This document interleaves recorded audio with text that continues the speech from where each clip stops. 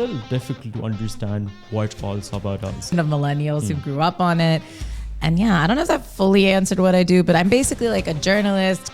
A tremendous amount of money-saving life hacks. Or people living alone, or just people generally wanting You know to what save I would money. say? How to steal better from their parents. How to steal better. Let me tell you. Number one, rightly and young. Like there's hopefully, inshallah, a big life ahead. But I'm scared for the world because 2 years of watching people being annihilated and it hasn't stopped. No. I'm lying about it. But you know, the betrayal of like, well, how can they do that? How can a drone was dropped 3 minutes from my house. Yeah. And there was this sense of betrayal of like, how do you cross our border and do that? And I'm like, you're the same people being like, No. But like the people. Well, the internet makes you an ugly is how what I just talked about is the rarity. For the most part, the rishta process is one of the most absolutely degrading practices. Assalamu alaikum and welcome to Pakistan Observer podcast. मेरा नाम अब्दुल्ला मलिक है और मेरे साथ आज मौजूद है Sabah Bano Malik. Sabah, thank you so much for being here and welcome to Pakistan Observer. Thank you for having me. For a second, I was like, wait, is this an Urdu podcast? Because you're about to be severely disappointed. Oh, we can do it in Urdu if you want. No, I don't think anybody wants that. No, so Sabah, I've done as I was telling you before the camera was rolling, that I've done a deep research into your Instagram and like, you know, all the articles and all of that. But it's a little difficult to understand what all Sabah does. So break it down for me and tell me, who is Sabah Bano Malik? Oh boy, I was hoping you would tell me. I'm like, so what did that deep dive give you? I'll tell you off camera. What is my story? So I'm an American Pakistani. I think off the bat, I need to explain the accent because that comes up a lot for people. I've lived in Pakistan now 12 years. And basically my career here is I got into journalism like about 6 months after moving here. I used to be a fashion editor. Then I moved into news journalism. And it was around 2018 that I decided I'm doing all this stuff. I should be posting it somewhere. Yeah. So I started tweeting a lot more and I finally like publicked my Instagram. Most of then the content I started making, which it wasn't that I was like, मैं ये content बनाऊंगी. It was more like I was just doing what I was thinking and my Twitter essentially became my videos, which was just me kind of doing culture critique. And when culture, I don't mean pop culture, but like quite literally our culture. And, you know, commenting on patriarchy or rishta or like what was going on in like the world around us, particularly, of course, in Pakistan. All of this kind of aligned at the same time that Aurat March was, you know, kind of popping off. And I joined a feminist comedy collective called Aurat Nak. And honestly, I landed in Pakistan and my privilege became very apparent to me because my view of what Pakistani women are and what they are capable of was really shaped from like a white liberal feminist standpoint. And when I got here and I got to actually get into here, I learned a lot. And I don't know, using my privilege became very important to me as part of my work. So that's 2018 going upwards until now. I started making a lot more content. I started writing articles. I have a radio show. I basically am a millennial of many trades, I guess. And I like to say like I'm a person of the internet because that is, you know, I'm that beautiful generation of millennials who grew up on it. And yeah, I don't know if that fully answered what I do, but I'm basically like a journalist, culture critic, yapper. On the internet. Understood. And media. I think you've touched upon so many things that I want to talk about throughout good. that journey. But I will take you back to the United States and Let's go. that accent that you have. So why were you there? What was happening I was born and raised in the States, from Maryland, which is a little bit outside of DC. I grew up in a massive Pakistani community. Maryland has a big Pakistani huge. I mean, if my friends weren't Pakistani, they were Indian or Bangladeshi. Like that's as wild as like my French circle went because it didn't need to get wilder than that. And then we were there for a long time. Overall, pretty decent childhood, not much to complain about. And then my family, for their reasons, it's not my own story to tell, but like decided to come back to Pakistan. In that time, I had lived in Pakistan as a child, 7th and 8th grade in Lahore. just me and my sister came as like kind of like an exchange program. I bring it up at many family dinners to destroy them and fight about abandonment. But so we had a very strong tie to Pakistan, our culture, stuff like that. Like, listen, not to knock Mindy Kaling, but I do say like, I'm not a Mindy Kaling desi. Like I grew up very proud of like being Pakistani. Like I never had this thought that like, oh, I wish I wasn't. And I'm really happy about that. Obviously, now that I'm older, I'm like, man, some choices could have been made differently. But because of that, like life was, I mean, it was pretty decent. It was pretty all right. Like I can't complain. Right. Went to good schools. I had attentive parents, you know. As a school was in the United States, and then university was United States. I stayed in Maryland. Other than that stint in Lahore as children, was in Maryland the whole time. And then, so when you first moved back to Pakistan, how's that? What did that So the first thing, I read this quote back then that was comparison is the thief of joy. And I really was like, you gotta get into it. So like you have to keep in mind, I was 24, I think, my sister 23 or 24, my sister 2 years older than me, and we moved to Rawalpindi. This is straight from Maryland to Rawalpindi. This is October like 2013. So YouTube is banned. You know, I don't even know if we had Netflix. It was very shocking though. Now I lived here when I was a kid, like, and you know, lots of Anna, Jana, but when you're just visiting Pakistan, what is it? Like, I feel like unless your family is very creative and cool, you're probably just hanging out at home at like your nanny's house, which is what we did. So it didn't have a huge concept of Pakistan outside of that. And then to actually move here and be like, oh, like things have really changed, like in all these years. And, you know, it was definitely tough. And when you're in your 20s, like not having friends, very tough. And the cousins around us, majority of them married with children, like they don't have time to like play entertainment with us. And so it was very, very tough. And I gave myself 6 months and I was like, if in 6 months, like nothing can come of like just being here and experience it, like we got to run. Okay. And then literally on the 6 months mark, my khala, she was in a salon getting her hair blow dried.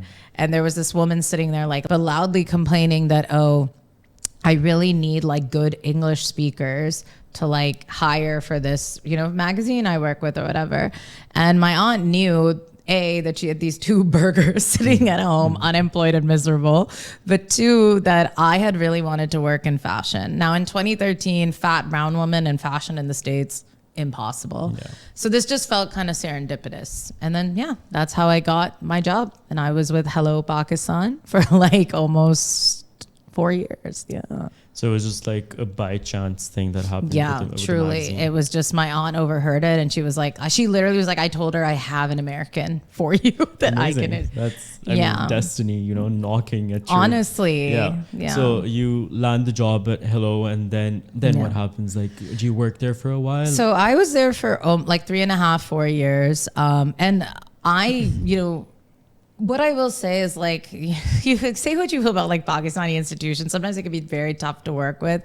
But because we were such a small team, I was able to like do a bit of everything. And I think, you know, when I was a kid, I always thought Dr. Banungi, this and that. I was very closed-minded and I didn't know like what the world had for you and what you could do. Like I really thought if you weren't a doctor, you were pretty much just like screwed, honestly.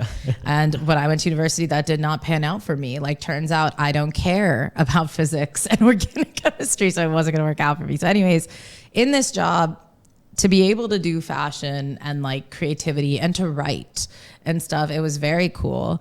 I was there 3.5, 4 years. I will still say there was aspects of it that were like incredibly toxic and I carry those scars with me till this day. But I also met one of like my closest friends there. Actually, 2 of my closest friends came out of that. And it was just an introduction into understanding that like, oh, you can do things outside of like the norm. And you can have a career and you can enjoy. And I quit that job with nothing lined up, but I had just reached a point of like, to the point my dad was like, I would rather pay you to stay home than like be this distraught basically over going to work. And I was like, I'm quitting and, you know, whatever. And then the minute you quit, and I'd been working 7 days a week almost that entire time, I was like, oh my God, what am I going to do? And then again, somebody basically was like, hey, there's this new news organization coming to Pakistan, and they're like looking for people who write well in English or whatever. And I had just happened to meet this woman at some like Islamabad party, and she basically told the bureau chief, like, hey, there's this like funny person who like knows fashion, and she maybe could be your culture writer or something. I ended up meeting one of the best journalists ever, Bakr Atiani, who's the bureau chief over at Arab News and Urdu News and stuff. Sorry, not Urdu News, Independent Urdu. And he was like, all right, you're hired. And then I spent 4 years with Arab News. I was part of their like launching team. One of the best places to work. I would tell all young journalists, if you have the opportunity to, very cool place to work, learned a ton. And then at 4 years, the mark was coming where I was like, I need to do something different. But I didn't know what I could do. I feel like a theme is like people invite me to do things and I'm like, oh, acha chalo, I can do this. And sorry, I feel like I'm just yammering on and on. But basically I had interviewed this startup company that was like women led, this and that. And after my interview with them, I don't know how ethical this is, but like me looking as if it's Bakr who's going to be watching me through the camera. They offered me to like a job. And we're like, we would love you to come join us and this and that. And I like hemmed and hawed over it a bit.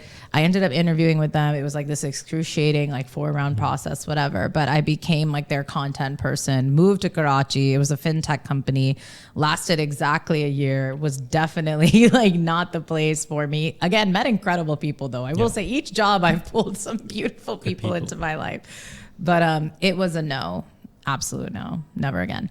But that being said, loved Karachi, and I've been there the last 3 years, and from there, like, I have a podcast with Dawn. I've been on FM 89 this whole time. But how did FM 89 look? I have so many jobs that I feel like I have to like keep going back and forth. That's what I said in the start. Like, I really tried making a trajectory that, okay, Sabah's done this, then she did this, but nope. But like I said, people like invite me to things. I think this is like going to make it easier for someone that's going to interview in you the future. To just watch this podcast and know the trajectory. What all Sabah's done. So the startup happened, and then you moved to Karachi. So moved there for that, and moving on your own in Pakistan, blah, blah, blah. But I will say the job, but like the learning and like growing as a person. And although my content kind of went stagnant for like that year because I was just not in like a great place, but like, it was just a lot of like coming into your own. Like, I wish it was more of a norm in Pakistan and more of something that was within reach to like live on your own and like do things. But to go back, that is also like the hub of Dawn. Sorry, I don't know if we're like but like that's City FM 89. I have had a radio show on 89 since 2018. That was also one of the reasons I started posting online, because I was like, I'm on the, I gotta post what I'm doing. When I was on 89, basically I had at the same time been doing Orthnak for about a year, which is this feminist comedy collective. And we took a show to Lahore. Unbeknownst to me, 2 of my friends who were very good friends with people at Dawn, and they knew they were looking for radio show hosts to like up their weekends or whatever. So unbeknownst to me, they were like planted in the audience, and like I did my show and whatever. And at the end they were like, tomorrow, do you want to go audition for 89? And I was like, oh my God. Like, and I didn't even know people listen to the radio like that, because at this time, like my family, we're sitting in one car together and dad decides what we listen to in the car. And ended up doing 89, and alhamdulillah, I've been there for 6 years. It'll be 6 this December, I believe, if I'm doing math right, or like 7, I don't know, I think it's 7 this December. And so these are all the things I was doing. And then because I was there, started a podcast with Dawn News English, which we just launched. It's like a passion project. I kept making content on the internet. I host, I do gigs, I do stuff like that. I don't even know if I'm answering your question. Sorry, now I'm getting a little anxious that I'm talking too much about myself in an interview about me. I'm like, this is too much. No, you completely are. So radio happened, and you kind of mentioned that you weren't aware if people listen to radio. Do they? Yes. Actually. How does that market look like? Tell me more about that. So, not that I can give you like great numbers, but what I will say is when I first got on the radio. Tell me all the Dawn I'm like, let me tell you. When I first got on the radio, like the messages, like it constantly, people listening, listeners, messages, people are very also quite protective of Pakistan radio. I think regardless of what channel you're on, like they take it very seriously here and they're protective of their shows. And so initially I really felt like, oh wow, like I am a part of something pretty intense. And I actually still feel that way. When Spotify launched, I won't lie, like I saw a big dip in messages, people tuning in, this, that. It was a bit heartbreaking because, you know, I think the world over, it was like radio's dead. However, the last 2 years, I would say like almost reaching my early years level in terms of like messages and people listening. And I think that maybe there's just a fatigue that happens when you have to do everything yourself. So like people turn to the radio because they're like, at least I don't have to pick my own music or whatever. Like, because I was also wondering about Spotify, you know, like when Spotify happened, we all switched over. And as I was telling you before the camera started rolling, that the breakfast show at 89 used to be the thing for all of us growing up. But then Spotify came and like life changed. And now I kind of like tune back into radio sometimes just to get that sense of like relatability, that there's other people out there that are like, you know, listening to songs and we're kind of like doing the same thing. So I don't know if other people have the same experience. Well, I've covered breakfast show before, like even during, I would say like when Spotify blew up here and it was like people did not even, we thought the radio was done. Like all of us were like resumes, banana pudding. I covered breakfast show. I would no dip. Like I would say zero dip in the audience, zero dip in the messages. Like that is still such an institution. And I think like even my dad listens to breakfast show. I think more than he listens to my show. So, you know, I think it ebbs and flows. I mean, people thought TV was dead, right? Once like streaming platforms started, and I feel like TV's having a resurgence also. People thought long form content was dead with TikTok, and actually YouTube long form is like blowing up right now. So I think it's just people just, they like variety. And how do you see the paper industry, so the newspapers? Do you feel like that's also dying out, or how do you see that? Unfortunately, I think it's been dead. Sadly, like, so I used to work for a print magazine. Thank you, Sabah. Thank you very much. Hey, I am called Dawn, so I understand. But like, I used to work for a print magazine, right? So like, I understand, but it's more so because of the costs. I think that like, it's just gotten so expensive. But then again, there's people who are loyal to it. Like I am a book reader.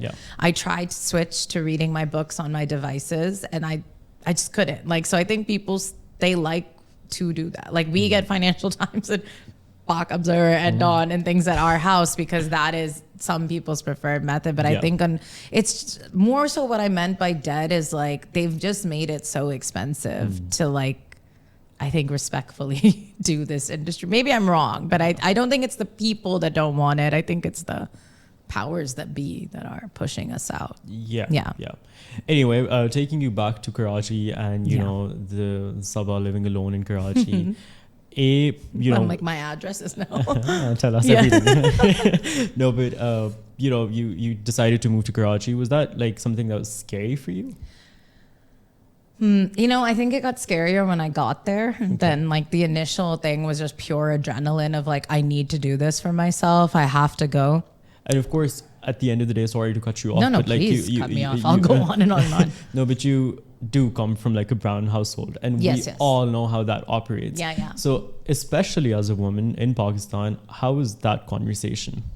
Okay, so I will say like I moved out for university and then like my parents were in Pakistan for 2 years before my sister and I joined. So like there is a precedence where like I think my parents always knew that at some point, like me and my sister were not going to be living at home. They were very Western in those ideals. In Pakistan, to move out though was kind of like, and we have no connection to Karachi really. Like in terms of like a big family base or friend base, no, like my whole family is like a Pindi based family. Lahore, if you really want to get extra. So I think there was a fear of like, this is such an unknown, and it's almost like you only know Karachi through like that white gaze of like, it is a dangerous place. Thankfully, there wasn't any like, log kya kahenge, this and that. Like, I think we've really expired that in my house, thank God, for a very long time. Like, we don't care. It was more so like, will you be safe? Like, can you be safe?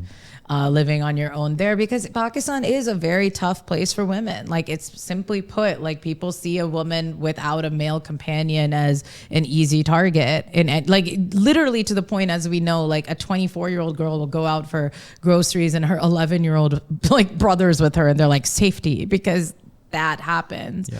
But for the most part, mostly they just didn't want me to go because they were like, we don't want you to go. We like you. I mean, that's why I was telling you that I came to visit my family for Eid, and I've been here for 4 months. Yeah. So, choti Eid, I should stress. And now it's 4 months later. So I think it was more that. But they were very supportive and we're like, okay, let's see. Supportive of the job. Every time I called crying, they'd be like, okay, just move back. Yeah. But yeah, I feel lucky in that. I feel very lucky that I didn't have to fight to get out the door. But what was it like, and I know that you speak about this quite a lot, but I still want to understand. So when you moved to Karachi and you had to find your own housing and and you having no connection to the city, how was that especially as, a person generally, but then as a single woman in Karachi? So the one good thing about Karachi, which again, I'm guessing this is for like urban elite. I just always want to acknowledge privilege because I know it will be brought up, and I acknowledge it. Is I think like in the city center, there's so many people from media like that. Like my building alone had like 8 people who like I recognized from like TV and stuff. And I think that was my first sign that like maybe I should stick to this set of buildings where I personally knew. Now I'd worked at Hello Pakistan. That was like a big fashion media magazine back in the day. Now I believe they have a huge presence online.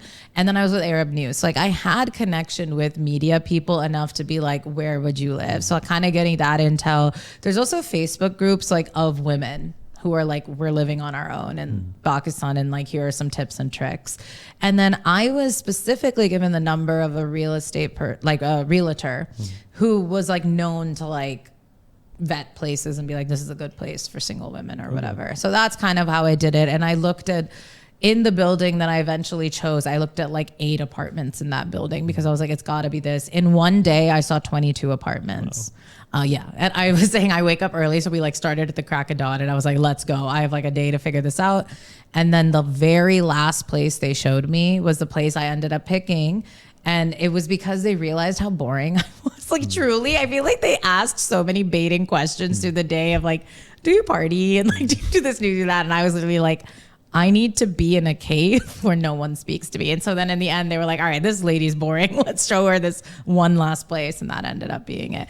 But it was after moving in where I realized like, man, they do not respect women, and they will try to mess with you. Like I had a plumber I had to fight with. One time there was a man who came in to service my ACs, and it got so bad, like the way he was trying to intimidate me, that I had to call my cook to come and like because I'm one of the best men in the world, and then like had my parents on like FaceTime, and I was like, they've seen your face and you need to get the hell out of my apartment. Like he was like probably like 6'3", 6'4", I'm 5'4", and kept like towering over me. And it was like, I know that if I was not a single woman, if it was not apparent that there is just a woman who lives here, that situation would not have happened. Yeah. And I've had experiences like that where people just kind of like talk down to you, are disrespectful to you. They try to like push boundaries with how they speak to you, because there is this idea of a good Pakistani woman and then like somebody who's clearly not so good, because why would she be doing these things outside of the norm if she was good? Yeah. And do you feel like, so when did you move to Karachi? I moved February 2022. Okay, so like it's not been a long time, but 3 years down the line, do you think anything's gotten better? So in general, so again, acknowledging privilege, I find that women in Karachi, in the urban parts, in general, they have a lot more freedom of movement, or at least more confidence in their movement than I have seen in Pindi at all. Islamabad is, a different part of Pakistan, but like there is a difference in that. Do I think it's gotten better? I'm not sure. I would have to ask someone newly moved in, but has for me personally it gotten better? Yeah, because I realized that being like a honky tonk American, like unfortunately is not the way to go. And you have to be a little bit like strict about the way you speak to people and how you handle things. And like, you find trusted people. So I will say, like, I don't know how many men are going to be watching this who work in these industries. I doubt it. But like one of my friends found a plumber and an electrician who is respectful, decent, well-priced, does their work, never lifts an eye in a bad way. And now they have like 22 of us in Clifton who call them. And like they literally built a client base based off of just being a decent man. Yeah. So I think once you kind of build out your community, it gets easier because you have these vetted situations where you're not going to find yourself at home being like, oh, there's like a dangerous person here. Of course, it's not foolproof. You never know when someone's going to surprise you with evil, but yeah. And I see that, you know, living alone has taught you a tremendous amount of money-saving life hacks. I want to know more about that. How is Sabah saving money? So, you know where this stemmed from is, okay, so for people who obviously don't know me, like part of the thing I lean into in my online content is like privilege, burger brat. Like I do lean into it. And actually one of my friends, he was at dinner in Karachi and he overheard people at another table being like, oh, Sabah Bano Malik, we love her content, but like, let's keep it real. She's so rich or like something like that. And I was like, what? And I was like, what do they know about me that I don't know? Because that sounds amazing. So for some reason that just kind of sparked this idea in me where I was like, one day just sitting and I think I was like telling my parents about it and I was like, hey, you know what would be funny is if I made a video of like how to save money, but the idea is like I'm stealing from you basically. And yeah, that's kind of where that came from. But to actually save money, I have no damn idea. I think Pakistani saving money are like brilliant because it is very difficult to save money here. Yeah. No, because I was hoping that you would be able to give like single people some, or people living alone, or just people generally. You know what I would say? How to steal better from their parents. How to steal better. Let me tell you. Number one, forgiveness, not permission. Just take. and you, what I will say, like if you do move out on your own, you will be surprised on what are the most expensive things. And it is stuff like paper towels and toilet paper, and you don't realize how much dal you eat, and you know, and it's I know people like just don't eat out. That's not realistic. It's just not realistic. Like social life calls for it, and like eating out is so subjective to like the person. You know what I mean? Like what does that entail? But I really think it's like you can't be afraid to look at your money. I think that's number one. I was very afraid of looking at my money. It was very much like if I don't look at it, then I don't have to acknowledge the damage I'm doing. Yeah. I would actually say, believe it or not, it was these 4 months of being in my parents' house where I actually got to, where I wasn't spending the way I was spending in Karachi, where I was like, girl, you got to get your act together. And there's a lot of like, I need to treat myself because life is hard. Yeah. And I think you can fall into that trap a little bit, but I would say spend money responsibly. It's such a stupid thing to say, but it's kind of like, if you know certain things are important for you to live a good life and they require money, then you need to plan for that essentially. Like I basically in Karachi, everything in my house broke at once. Also my apartment has flooded. Like it was madness. Like everything broke at once. I've had to, and all these things. And the only thing that really saved me in the beginning was like a parent who felt bad for me. But hey, that's not everyone's situation. No. The next year it was my planning, which had to save me because I never wanted to feel like that again. So yeah, sorry, I don't have like great tips, but it's just steal. Steal. Find the grocery stores you can steal from. I'm joking. Steal. Make them the big box ones. Don't steal from stores. No, but Sabah, slightly changing the course of this conversation. There's a lot going on in the world right now. Yeah. Geopolitically, I mean, you know, my first war.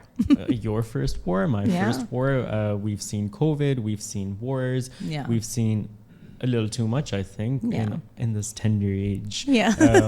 This just growing children facing all of this. Yeah. No, but what are you making of the current situation? What do you think? Because I know you have views and I know you think about things, you're analytical. Where do you think we're headed as a globe? Where do I think we're headed? Like total annihilation. Look, I don't want to be...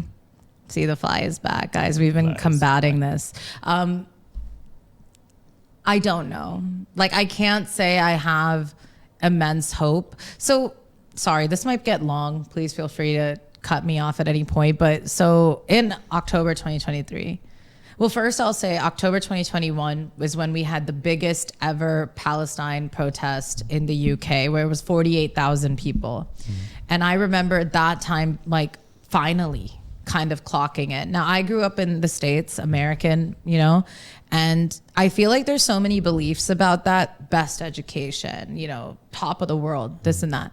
What I've now realized is, like any place, they're teaching you what they need you to know, and everything else is on you to learn. And look, I'm 36 years old, so like I did not grow up with like Wi-Fi. That was a development that happened in my lifetime. And when I was in university, we still had Ethernet and like flipping through pages in the library.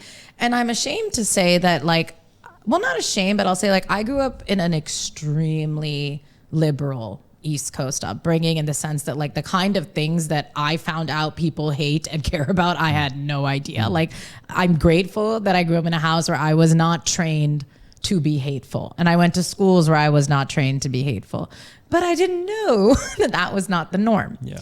Now you moved to Pakistan, I moved, and I had to wake up, like I said earlier, where I was like, oh, the world isn't just you go to a fundraiser, you send money for a school, and now Pakistan's problems are solved. Like, that's not reality, right? And that is what a lot of American Pakistanis think. Let's keep it a buck. Yeah.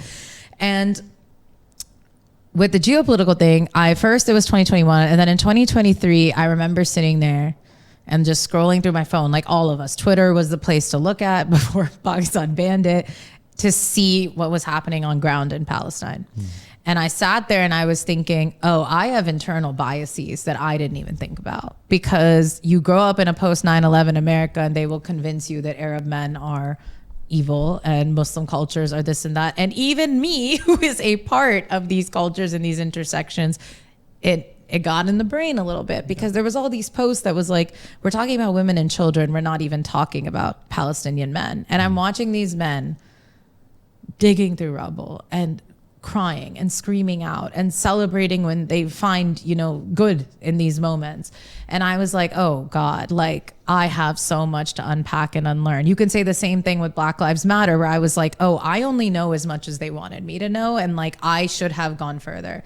So sorry, to answer your question, I know it's a bit long, but for me, this has been a lot of unlearning and recognizing that, like, to be a participant in this world that cares, like, you got to care beyond the easy stuff, and you have to face discomfort and what your role has been in, like, the bullshit. Sorry. Like, essentially, I want to be positive, and because look, I said I'm 36, but I'm only 36. I'm sprightly and young. Like, there's hopefully, inshallah, a big life ahead, but I'm scared for the world, because 2 years of watching people being annihilated, and it hasn't stopped.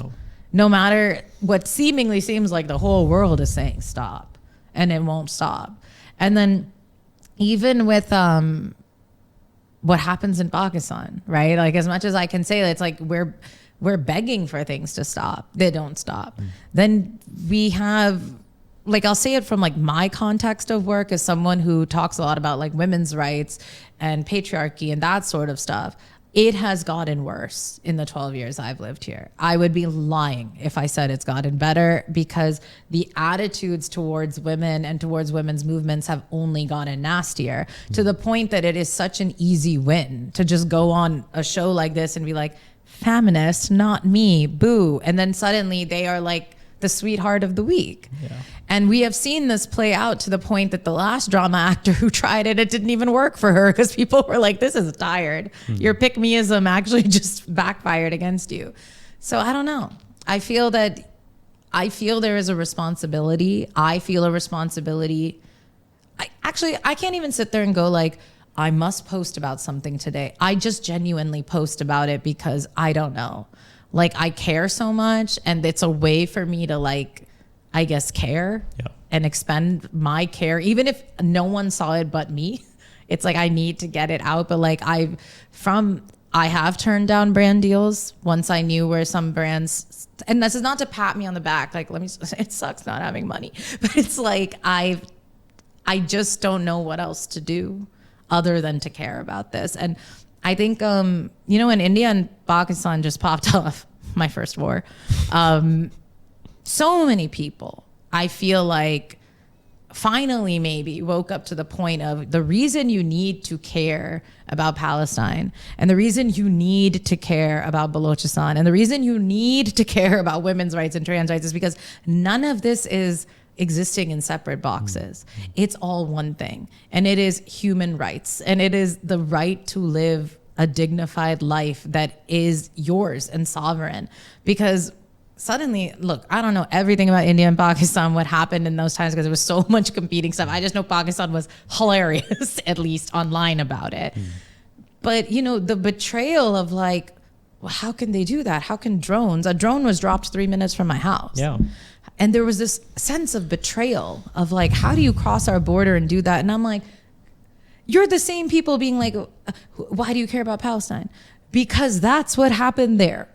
It's all the same thing. I don't even know if I'm answering your question, to be honest. You got me on my rampage day, I guess, where I'm just talking at you about things. But I think you have to care because it's all intrinsically linked. But do I feel despair that it seems that we, the people, need to care about it and do something about it, and I don't know what to do? Yeah, for sure. And are you, because you've spoken about like turning down brand deals, and so, you know, there's two sides to the culture of boycotting. Are you a supporter of the boycott culture? Yes. Or you are? Yeah. What do you think that does? My thing is just it forces, first of all, it definitely forces headlines, right? And it keeps things alive, which one thing you'll notice is people want to discredit like social media and stuff because they're like, social media. But like that has kept things alive. Yeah. That mainstream media we have particularly seen in the West will bury reality because it doesn't suit the narrative. Something I wouldn't have believed. There was a time if you asked me what I wanted to be in the future, I'd say, I want to be like a CNN anchor. Like that would be the thing. And now it's I can't even imagine it.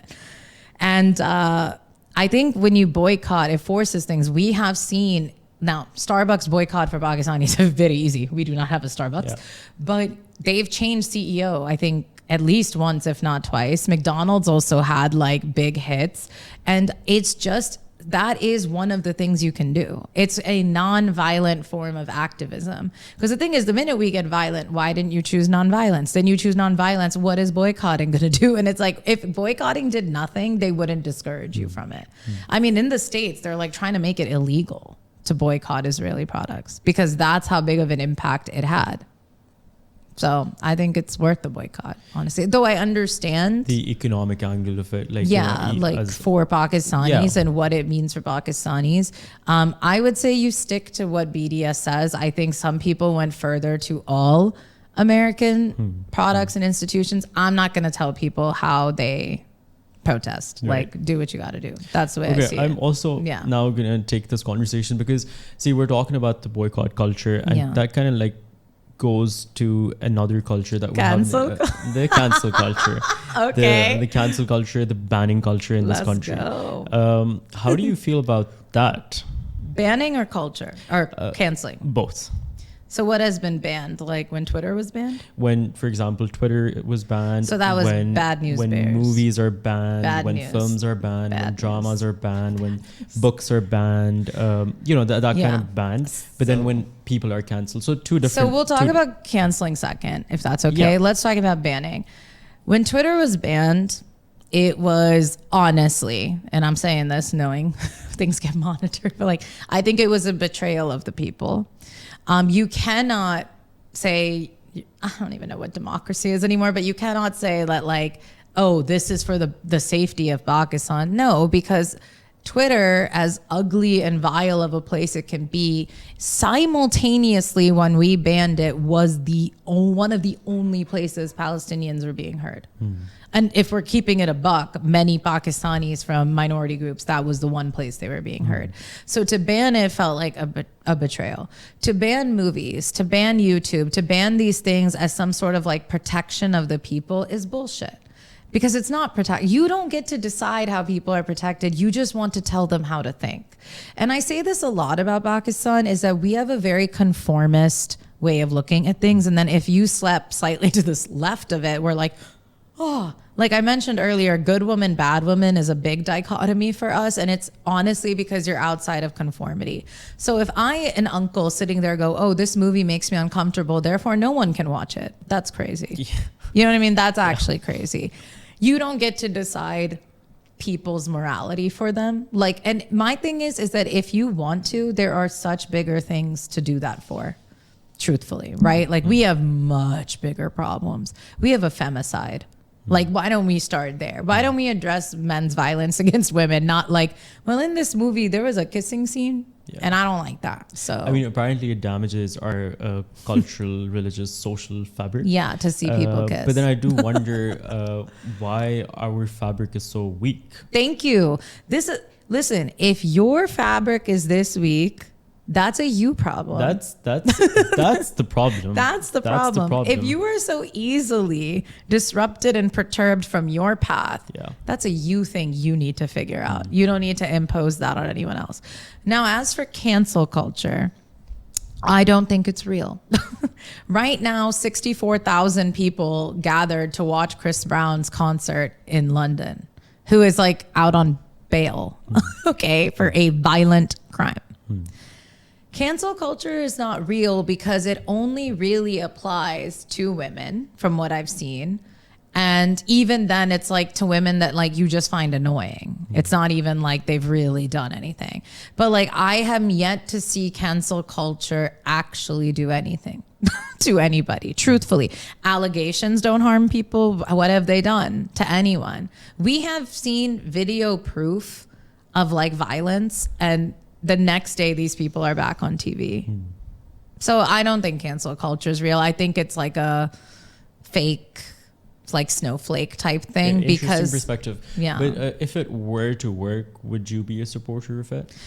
I mean, I cancel people myself. You do? Like, I do not. I have 6 years on the radio. I have never played a Chris Brown song, and I never will, because for me, it is so critical that when you have a platform, you do not platform abusers. So I will not watch anything with Zionists in it. Like, it's not for me. And my thing is, I get people are going to do what they want to do, but there was this show that came out on Netflix. I think it was like No One Wants This. Maybe that's what it was called, or like Nobody Wants This. Yeah. He was huge. Like it was like the revival of the romantic comedy, this and that. Adam Brody, Kristen Bell, I think. The creator of this show is named Erin Foster. She is a rabid Zionist. Like one of the people was posting about World Jihad Day and stuff. And if you know, in the day of World Jihad Day, which was just a Friday, which is racist right there, a 6-year-old boy was like stabbed 30 odd times by his neighbor because he was a Palestinian Muslim boy. So the people who posted about this stuff genuinely led to the murder of Palestinians and Muslims and the rise of hate crimes against Muslims. Apparently we care about so much, right? Islamophobia. We're always ready to skewer India for it, but for some reason we don't see it anywhere else in the world, I guess. And so for me, I posted like that I was a bit shocked that so many of you are watching this, because it's a rabid Zionist. Let's say you didn't know. Now you know. Okay, you saw my story. That's at least 4,000 of you that know. So don't watch it. They're still gonna watch it. But for me, it's a no. And like on my radio show, up until very recently, I only played artists for almost 2 years that use their platform for Palestine. I have not played Taylor Swift or Beyonce in 2 years. Like, and I have a hip hop R&B show. So like to not have Beyonce in there, and like she has had probably some of like the best music in her career in like the last 2 years, was tough in terms of playing music. But like, no, I just think you have to hold people accountable for their platform, because let me tell you something. I would be held accountable. If there's anything I said in this interview today that somebody picks up and they don't like, they will skewer me to a wall. They have no problem doing that. But for some reason, when it's like a beloved drama actor, we're like, come on, both sides. Maybe his wife ran into his closed fist, you know? Crazy. No, but there is that flip side that, you know, I mean, the chance to repent and the chance to fix yourself and the chance to, like, you know, have a second chance. And when you do cancel someone entirely, you do kind of take that chance away. Is that something that you kind of think about? But who's been canceled entirely? Like, who can we think of, like, genuinely who's been canceled entirely, that like, oh, it's all gone for them? And my thing is, yes, people can change for sure. Like, you know, a lot of people, like Chris Brown as a reference, will be like, well, Rihanna forgave him. Well, he's had a case in the headlines for the last like 6 years. No one mentions that, including false imprisonment of a woman, throwing his girlfriend down the stairs, rape, and other things. And people are like, well, you know, the Rihanna thing was a long time ago. And I'm like, okay, well, what about yesterday? So, I mean, yes, let's say you said something kind of shitty, and you genuinely come back from it. Like, I can't sit here and say, oh, I was a perfect activist. Of course not. In fact, I got called out in a big way during Orth March a few years ago, where I was like bluntly wrong about something. I got called out. It was like 200 or so women letting me know that I done messed up. Okay. And I said, you know what? I am sorry. And going forward, I am going to be mindful as hell of this. Do those 200 women I hurt owe me their audience? No. Forgiveness isn't something that you are given. It is something that is earned when people say you get it. So I just don't know what any of, particularly I'm going to talk about men who have committed acts of violence. What could a man do that him beating his wife is forgivable? You're like, okay, maybe I had a bad day. Are you insane? Like, that's the way I see it. I think we don't take it seriously enough, to be honest with you. We just kind of see it as like par of the course of a woman's life, is that she must suffer, and then a man's life, he had his day. That's crazy. Yeah, fair enough. So you're talking a lot on your online platforms, so Twitter, Instagram, and, you know, I suppose other platforms as well. How are you maintaining your safety online? I don't know. I will be honest. There was a recent one. The reason that I'm asking you this question is because we've recently seen the Sana Yusuf case. Yeah. Sad, you know, and that just kind of like, I want more younger women, more girls, more boys to know how to keep themselves safe online. So when I posted a video about Sana Yusuf, my most viral video to date, it went, and so I say that because there was a lot of Indian audience watching it, and as if anyone's paying attention to like the way Pakistan and Indian culture works, surprise, very similar. There is a lot of violence against women. There is a lot of vitriol against women online. There is a lot of shame. What is a good woman? What is a bad woman? So this video hit pretty big numbers, lots of engagement. I had hundreds of conversations about it. And in it, somebody had commented, don't worry, babe, you're next. It seems so innocuous. It's not even that well crafted, but I mean, if they see this, they'll know, which I hate, but like, it shook me, and I hated that, and I reported it, and we did all these things and stuff. And the reality of the situation is, the safest you can be online is to just like never reveal anything that can be traced back to you. Like, I guess there's two ways. One, I never post in real time. Like, and I have to tell young women especially this, unfortunately, and actually young boys too. I think people really exclude young boys from the conversation, but like, just because you're boys, please know, like, it's not okay. Like, grown people, follow them. It's not okay. Do not post in real time.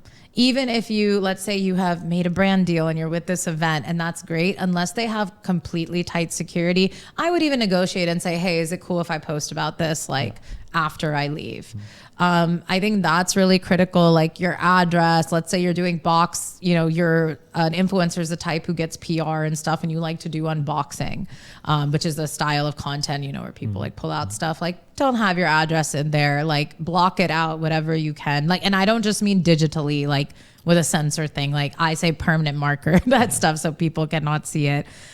Those are the two most critical things. And then we do live in Pakistan. So I think another huge aspect of safety is, what are you talking about? And like, what protections do you have in your life that allow you to talk a certain way? Like, people will say to me, oh, you're so bold and you talk about these things. Okay, well, I'm a 36-year-old woman who earns her own money and like can flee really at a given time. And I know what I'm talking about, what I can't talk about. I know how my family will react to things and stuff. So like, you have to be mindful of that kind of stuff, you know? I hope that answered the question. It does. It does. Sabah, how is your family reacting to all the Bumble stories? I make that, so they don't care. Like, truthfully, like they also find it funny. I mean, more power to you. Yeah. My dad will be like, why do you have to talk about this stuff? Right. And I think one time he was listening to my radio station and I made like some joke about being a single spinster and he called and was like, why would you say that on the radio? Yeah. But like for the most part, like they get the gag, like they think it's funny. This is why I acknowledge privilege so much, because I know that is not the case for, I would say, a majority of Pakistanis, unfortunately, to be able to speak so freely in front of your parents. And you could say that's one of the reasons why I do what I do, because I wasn't silenced really from a young age. It was just kind of like, let the clown do her jokes, you know, at the dinner table. And so I think that's one of the reasons that I do what I do as well as I do, is I never had that sort of muzzling. Like they find it funny. Like it's very common for me to like show my mom a video before I post it and like see what she thinks. And sometimes when I mean, tweeting, I have almost completely switched. I used to tweet like about cricket and all these things, and like I loved being funny on Twitter. Pakistan Twitter is one of the funniest places, honestly. Yeah. Like some of my friends I've made on there, I'm like, if I ever wrote a comedy show, like I would pull them on my team because they are so funny. Obviously the last few years I've been using it for different reasons, but like if I have a funny tweet and I know they haven't seen it, I'll like put it on the TV during dinner. I'm like, look what I said today. And I make see if they laugh. They were my first audience. Yeah. Wonderful. Yeah. And do you think that, like, you know, that sort of family support makes the big difference? Yes. You know, as a young person in the country? For sure. And that is why I like to acknowledge what a privilege it is, because I know it's not the norm. Yeah. I mean, so many connections I've made online, like they stay anonymous because their family can't even know that they're using the internet in that way. Which sadly, one of those ways is just connecting with other women. Yeah. Like, you know, people, I really feel people downplay like how tough it is for women in Pakistan. And whatever you say, they will try to find a way that like you're just, you know, some sort of Western sausage bullshit. But even having friends is something that is vilified often for girls. And so I have found that so many women and girls take to the internet, because, you know, even I said it earlier, right? Like Twitter can be an evil cesspool, but I have found so many friends on there and community on there because so many women cannot have community in reality. Yeah. So this is where they turn to. So I think when when you are lucky enough to have family or friends and community around you that supports you, 100%. It makes a world of difference. There is a confidence. I think there's a hunger that can come from not having that. And there's a confidence that can come from having that. Right. You know, because some people would be like, I had nothing. And then they build amazing lives because they had nothing to build off of. And there's some people who they're like, I'm able to do this with a straight back because I know there's people standing behind me. So yeah. And so about like I've seen on your platform, but just generally as well, that there's so much frustration, and that's a reflection of offline frustration. There's so much frustration online. Yeah. Where do you think that's stemming from?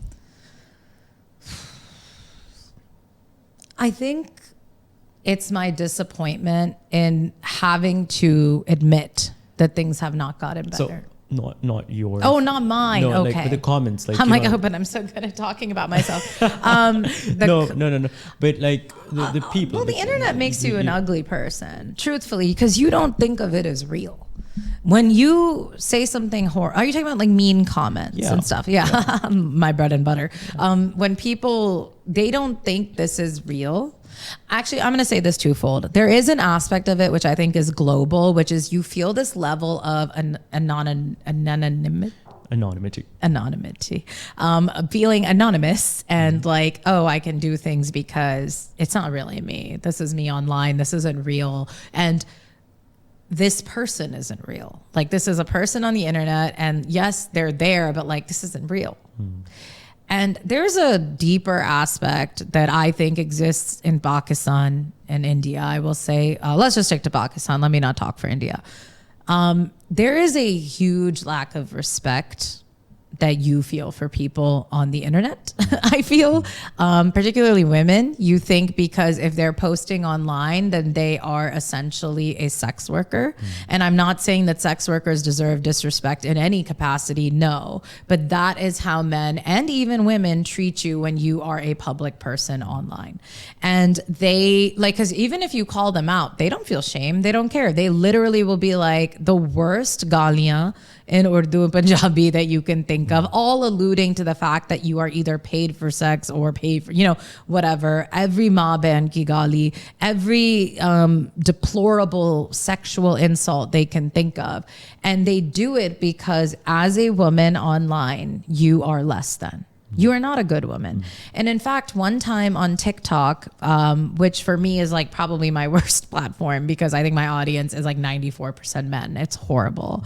Because they're not there to hear what I have to say. It's gotten to the point where I'm like, I need to delete and start over because this sucks.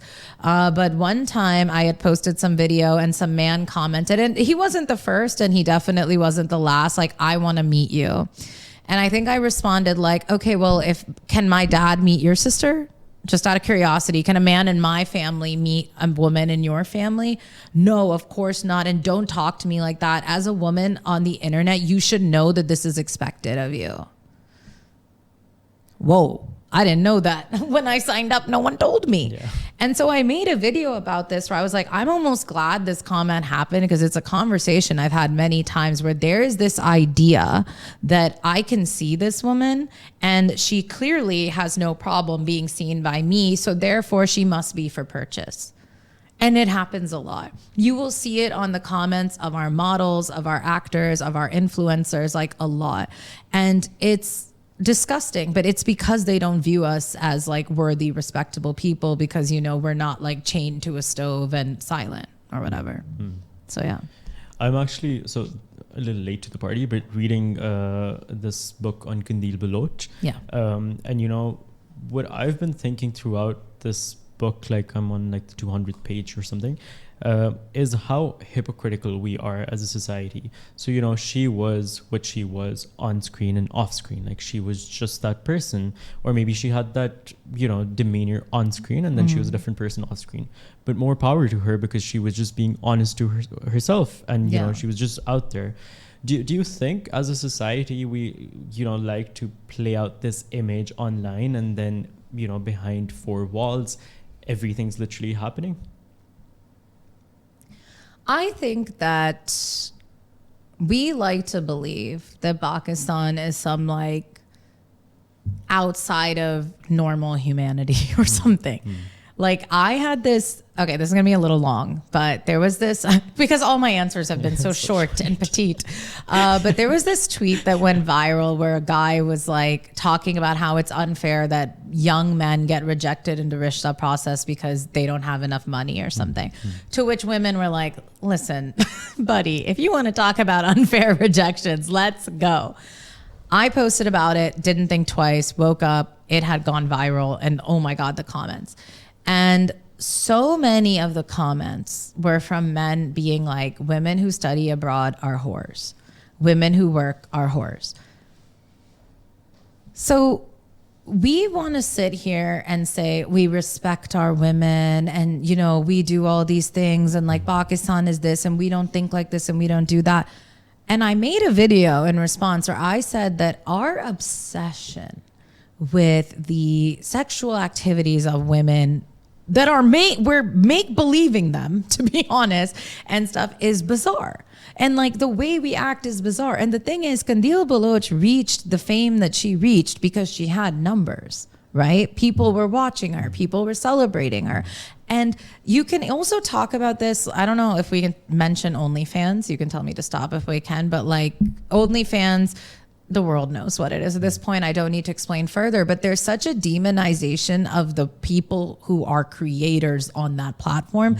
And somebody keeps seeming to forget that there is an audience that has made that Zionist-owned platform so popular and who has made it so that these creators are buying $1 million houses and changing their lives from the content they are creating.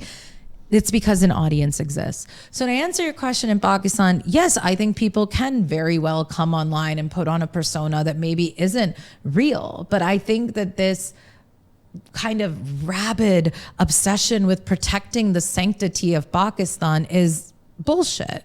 Because this is the same country with an active femicide. This is the same country where we know what happens to little boys en masse. And no one does anything about that. But when you have a woman like Kandil Baloch, or a young girl like Sana Yusuf, or Noor Muqaddam, or any of the countless women who get murdered, they always have an excuse ready for it, why it was deserved in some way or form. What kind of a pious society revels in the murder of people? Madness. I don't even know if I answered your question. No, you Please did. don't get. And no, you did, and you Okay. answered it wonderfully. Okay. There's two important things that I want to touch upon. You know, from your question, you've spoken about the rishta culture, and that's something that you're very vocal about on your platforms as well. I've recently started thinking about the rishta culture a little differently. You know, I was always very against the idea, just because I don't know, like it seems like there's no like free will and all of that.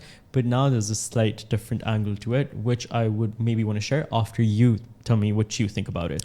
Okay, so what I think about the idea of people being introduced is I think that's great, actually. Because I wish this was true, but for the most part, I don't think your mom's going to be like, hey, I found this scum in the swamp. Like, would you like to marry the sea monster? I think that people who love and care about you and do the due process of wanting to genuinely introduce you to someone in good faith, like, I know it's very triggering for Pakistanis. I have friends who like just the idea like upsets them because they're feeling this pressure of like centuries being bogged down on them. But I don't see an issue with that at all. My issue, so setups I'm cool with. And even It's like if, a walking, talking Tinder, basically. yeah, essentially, you're bumbling with your khala, Bumble. essentially, you know? And I don't Are even... you a paid Bumble? No. If anything, Bumble's probably like, we need to sue this woman and shut her up. They need to pay you. Yeah, fair. And then, and I also don't think like there's anything wrong with like opting not to date and like, you know, maybe just fully sticking to the program as was prescribed. Like, I think it's okay. If people have consent, autonomy, and the ability to speak freely and feel respected and safe, I'm all for it. What I don't like is how what I just talked about is the rarity. For the most part, the rishta process is one of the most absolutely degrading practices in existence. The way girls and women are treated is horrible, horrible, horrible. Like literally you are treated like show cattle. I mean, I have heard stories where girls had to stand and walk for like a man's aunts, literally his aunts. I know a personal story where a woman was coming for her nephew, walked into someone's house, looked around, and then like ran out. And like the implication was like, oh, I guess we don't have the type of money they were expecting to see. I myself, the one time that I like allowed my mom to like send our information over, and they responded and were like, okay, great. And then we didn't hear from them for a while. And it turns out they looked me up online. And there was some Aurat March video that some news channel had posted, and I'm like banging the drum, aage jaake. And these people said, yeah, we just don't have the same values. So like, that's like a light story. Like imagine you are being asked to walk up and down. You're being asked, like you're being told, but you're not going to work, but you're not going to do this. And like, you don't talk too much, do you? And the boy's not even there. Like how degrading that in order to keep their little boy protected, first the women must come see you. And my dad once was like, shouldn't I go there and see this man first? Like, why is my daughter being offered up like this when really she's holding most of the possibility of danger, right? So shouldn't I go do that? And the woman that he said this to started crying and was like, you're ruining everything. This is nothing. That's not how we do things. So I just think it's barbaric. And I do want to also say that I've spoken to men about the rishta process, and particularly men who are bigger bodied, plus size, or dark skinned, and like the horrible things that people have said to their face. And like the whole thing is just kind of barbaric when you think of it that way, when it's literally just like, my dad always says, like, men act like they're doing you a favor because that is how the system has been made. It's like, hamara bacha could have anybody he wants and he's amazing and he's going to marry this doctor who will never work and she'll be taller than him and fair skinned and she'll have 20 babies and she'll be 10 years younger. And like, meanwhile, whatever she wants is seen as like crazy. So anyways, that's my take. What's your take? No, as the first take that you had about like, you know, if it's done in a consensual way where you're just introducing two people, there's no harm in that. No. Because a lot of people are against that idea as well. And I think like there's no harm in that. Yeah. But then again, when it's enforced or it's done in a degrading way, as you've just explained, there's a lot wrong with that. There's a lot wrong with that. Sabah, you've also touched upon like, you know, a Dr. Bahu that's not going to work. You are an independent young woman working and making money. How does that feel? Amazing. Honestly, and kind of run me through the importance of that. it is the most, and look, it is so critical. And I'll tell you, sometimes I make this joke when I do stand up that when I was very young, my dad had told me and my sister, you cannot get married till you're financially independent. And neither of us are married. And he's like, maybe this backfired. And maybe I should have reworded it. But he was adamant because he had seen how it played out with women who did not have money and what the divorce process did to them, and actually what the rishta process did. Because when you don't have your own money, you don't have anything. Okay. Yes. Maybe there's a million scenarios where men are fair and equal and your work in the house as someone who doesn't earn money is treated, you know, with respect. You know, you're running the house, you're raising the children primarily. Maybe you're taking care of his parents, your own parents, and you get respect and there's nothing being thrown in your face. I don't think that's sadly the usual way that it works. So having your own money is critical because number one, the world doesn't want you to, right? Like we're seeing such a right-wing surge of men and even women being like, be in your feminine era, like let him take care of you. Like, I just want a trad wife, Trad wife content creators make upwards of $200,000-$300,000 a year, sometimes even more depending on brand deals. So please don't fall for that garbage. They wouldn't be doing it if they weren't making that money. Let's keep it a buck. Number two, it is one of the sure ways to guarantee escape. Another thing my dad told me a long time ago, which I really didn't like because I thought it sounded classist and elitist, was never go somewhere that you can't leave from. Because him was trying to tell me don't blow money on like a beach vacation and use your money wisely. But now I understand what he means is don't get in a situation you can't leave because you don't have a way out. Yeah. And that is the critical thing about earning money and having your own money and having money to remain. Now, let's look at like a partnership or a marriage situation. You trust this person, you have an understanding, you still need a salary. They should be paying you because everything they're having is because of your work, honestly, because you're keeping everything else going. So there should be some type of money coming that you are saving and putting away and is just yours. But you know, easier said than done. That's just not how it happens. I also want to point out that in marriages, when both spouses are working, over 70% of the woman's income will go to family, children, and home still. So even when you're working in a relationship, that sort of tips of that balance tip does end up happening. So I think the sooner you understand money, the better. And the thing is, anyone discouraging you from working is encouraging you to living life teetering on an edge of another person's mercy. And that is just bad business for you. Bad economy for you. That's beautifully said. Thank you. As a bona fide finance influencer with my saving tips, which start and end at stealing from your aging parents. Yes. No, but because I kind of did like a deep stalk, as I told you. Okay. So you do believe that money can buy happiness. Yes. Money can buy health. That's what I mean to say. Money can buy health. Health. I think this is something lots of Pakistanis can relate to, is medical fees are crazy, even in a country like, I mean, I know compared to the West, we're doing better. I'm not going to say we're not, but like, money buys health.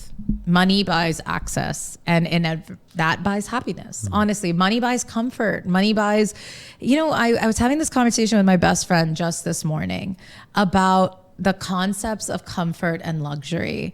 And I was like, it is crazy that we have made comfort a thing of hierarchy in capitalism, that those who earn a lot, well, yeah, they deserve comfort. No, everybody deserves comfort. And that's why I think money is happiness, because if you can live comfortably yourself for the people you love, then you're going to be happy. Now, is it the sole thing for happiness? No. We know apparently, these super rich people who make problems for themselves. I don't understand. Just shut up, be rich, be happy. But, I do think it's a huge proponent of it. And I do think that to say like, well, money can't buy happiness. No, you just want to keep me poor. So that you're richer. That's the way I see it. No, I think it's an important tool in the capitalist world that we live in. Sabah, because you've been in the industry for a while, I want to also understand how you're seeing the Pakistani drama industry evolving. Okay, yeah. How do you think it's evolving? Do you think... Because I'm not the best person to be asking this question because I don't watch these dramas, but I do hear chatter about, how we're regressing and how we've come up with like brilliant stories, but they're just an anomaly in the large stream of content that's coming out. So now and then there's a great one. I would say like maybe 2-3 times a year we have one that was really good, and when I say really good, I mean excellent plot that sort of breaks the norm of what we're usually seeing. Majority of Pakistani drama industry is like saas bahu, sister-in-law, cousins fighting over the same cousin that they want to marry, and it's just mind-numbingly stupid. And the reason that I don't like those things is because of how dangerous the implications are on our culture as a norm. These dramas keep painting women a certain way, and a lot of times they'll feature like workplace affairs or college affairs, or not trusting cousins too close to one another. And I feel that impact on women cannot be minimized. When you have millions of people watching a drama saying, oh, aur to kaam jati hai, affairs chalte. Now you're going to have women who have members of their families being like, no, she shouldn't go to work. This is what happens at work. This is why we shouldn't do these things. And so I find that shit really, sorry, shit, twice. I find that really dangerous. And I think that drama actors and producers and directors, they have a responsibility really in an age of such egregious femicide in Pakistan to do better. There are some that come up and they go, and let me say this, not all art needs to be critically beautiful and gorgeous. We have been watching some campy dramas in my house as of late. ARY has had 2 back-to-back that are ridiculous. I wish I could remember the names. The first one it was just crazy. I wish I could remember the name, but it was just really funny. I don't know. It was 3 cousins. These 3 guys were all in love with the same girl. She wasn't their cousin, but it was just, and she ends up becoming SHO, and it's all these things. And it was a telenovela, ridiculous, campy soap opera, but at least it was slightly different. You know what I mean? And then this other one we're watching, it has Mevish Hayat in it, amazing. Ahsan Khan, also great, great acting. The drama itself is also kind of ridiculous, woman killed, comes back to life, Think your Indian ZTV drama. So art doesn't have to be Shawshank Redemption, to always be great, or even Udari, one of our most incredible dramas, which definitely go and watch. But at least be mindful of what you are pumping out to a culture which is already almost simmering on hatred and mistrust of women at any time.